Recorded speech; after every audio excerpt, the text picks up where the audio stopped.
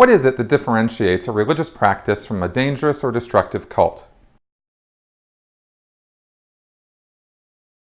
There are many, especially those in the atheist community, who argue that all religions are cults, and according to certain definitions of religion and cult, they're absolutely right. But dangerous cults are dangerous for specific reasons. My original breakdown on this was based on a paper called Characteristics Associated with Cultic Groups by Janja Lalich and Michael Langen.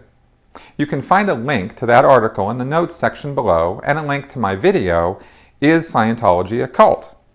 More recently, I read Steve Hassan's enlightening book, Combating Cult Mind Control, which describes what is called the BITE model of control, which he developed from psychologist Leon Festinger's work on cognitive dissonance and mind control.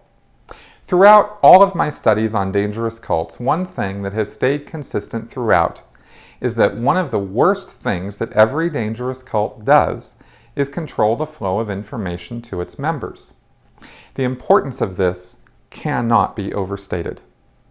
If you control the information someone receives, you restrict his ability to think for himself.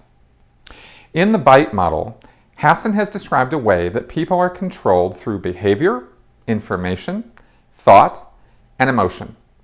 Destructive cults work on all four of these areas to one degree or another, and they do it without the consent of the person they're controlling. There's nothing wrong with being controlled so long as you know what you're getting into and agree to the terms and can take back control when you want. People who get into dangerous cults unwittingly have their freedom of thought and freedom of action eroded away through purposeful manipulation of their emotions and thoughts. By then censoring what they can read or listen to, cult leaders then ensure that their members never hear anything critical of the cult leader or find out about arguments that are in opposition to what the cult leader says is fact. This model does not just apply to religious cults, but also is used by political and social leaders and can reach as far afield as sports teams or academic circles.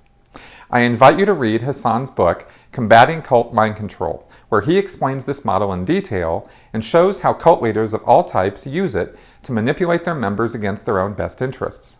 And no, this isn't product placement, and Steve is not paying me to say any of this, at least not yet.